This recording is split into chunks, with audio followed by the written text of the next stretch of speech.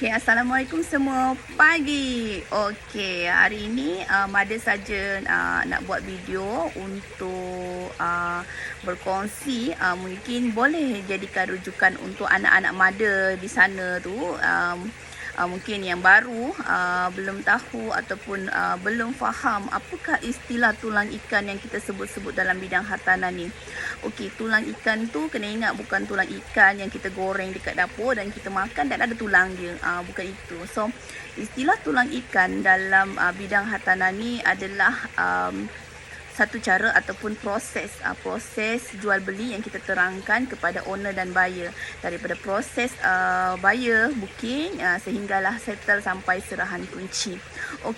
Sedikit ringkasan untuk proses jual beli menggunakan tulang ikan ini adalah dengan cara kita explain dekat owner ataupun buyer supaya mereka faham apakah proses-proses yang dilalui untuk penjualan rumah yang kita jual rumah owner kepada buyer.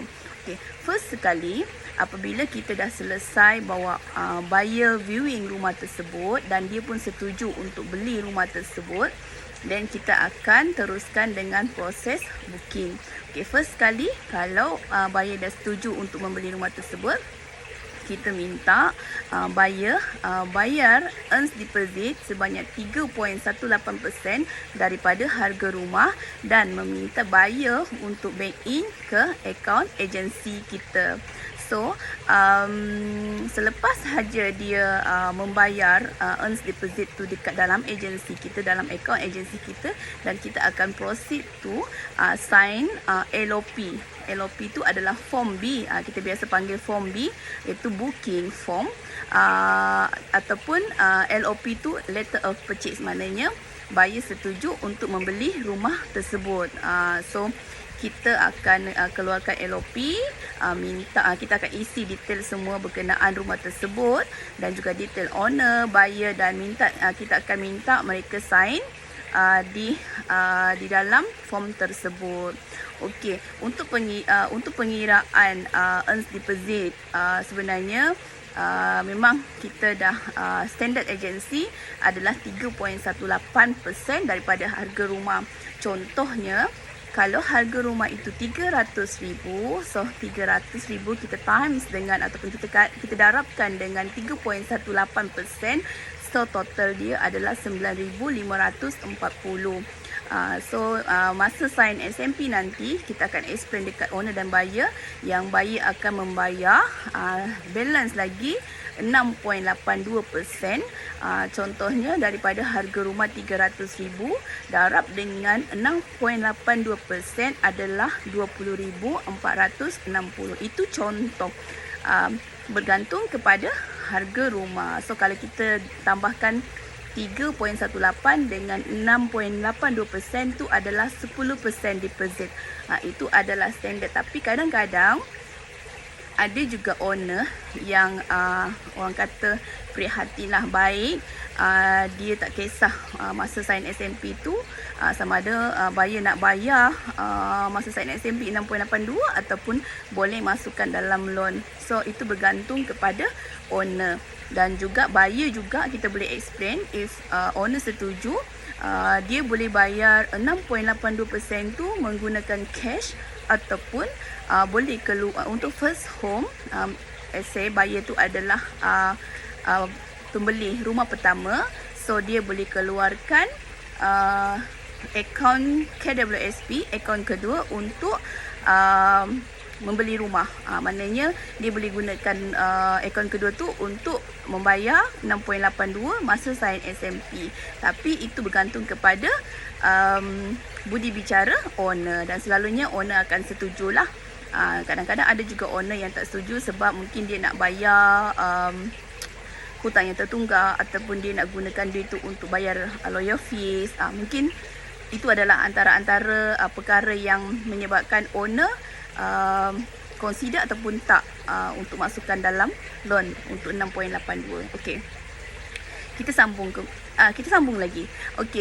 Kemudiannya, lepas saja buyer dengan owner dah sign LOP tadi, so kita sebagai ejen kita akan collect semua dokumen daripada buyer. So listing dokumen tu termasuklah IC copy, 3 bulan payslip, 3 bulan bank statement terkini, statement APF, surat pengesahan pekerja, borang EF form. Bergantung kepada pembeli kita tu bekerja macam mana. Adakah bekerja dengan majikan ataupun bisnes sendiri, ataupun bekerja dengan ataupun dia adalah penjawat awam. So kita akan tengok based on apa kerjaan dia. So listing-listing tu kita akan tengok kemudian nantilah. Biasanya saya akan sertakan listing-listing tu untuk rujukan anak-anak tim. Okey. So lepas kita kena explain dekat buyer untuk proses submit dokumen dan juga signing SPA mengambil masa selama 21 hari, minta maaf, 21 hari. 21 hari tu adalah tempoh untuk submit loan dan juga signing SPA. Kena faham dekat situ. Biasanya kalau dokumen buyer tak ada masalah. So biasanya dalam masa 3 ke 5 hari dah akan dapat approval lah. Bergantung kepada dokumen buyer. So selalunya tidak mengambil masa yang lama. Let's say lah kalau dah lebih 21 hari ataupun loan masih tak approve, kita boleh berbincang dengan owner semula dan explain dengan dia kenapa dan apa problem dia. If owner masih setuju untuk proceed loan dia, so kita akan proceed lah. So itu bergantung kepada budi bicara owner. So lepas saja contohlah loan dah approve, so kita dah proceed ke signing SPA. So masa itulah kita akan meneruskan proses jual beli ni. So lawyer akan memanggil buyer dengan owner untuk signing SPA. So macam tadi yang saya terangkan tu, kalau owner nak minta 6.82% tu masa sign SMP, so buyer kena sediakan lah. Okey.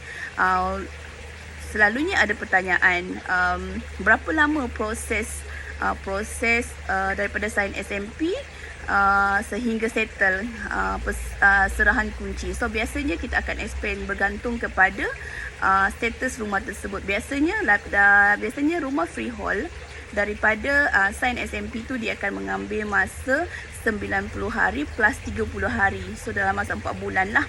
Tapi sekarang ni dalam tempoh sekarang ni lebih selamat jika kita explain dekat owner dan buyer. Biasanya rumah freehold pun dah mengambil masa dalam 6 ke 7 bulan. So kalau cepat tu alhamdulillah lah. Juga bergantung kepada status rumah.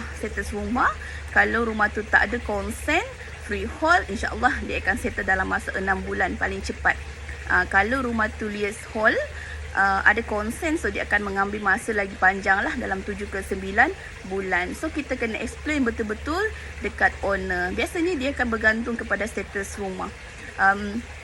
Andai kata rumah tu masih master title, tak ada geran individual, so kita kena terangkan dia memang akan ambil masa yang lama dalam 9 bulan dan juga mungkin akan mengambil masa lebih daripada setahun. Itu kita kena explain betul-betul jelas dekat owner dan juga buyer, sebab tak nak ada query pada masa akan datang. So biasanya kita akan explain dekat buyer untuk proses disburse. Biasanya kalau owner tu masih ada hutang dengan bank, rumah tu masih ada hutang dengan bank, biasanya dia akan melalui dua proses disburse. Okay. First disburse, loan buyer akan settlekan dulu baki hutang owner.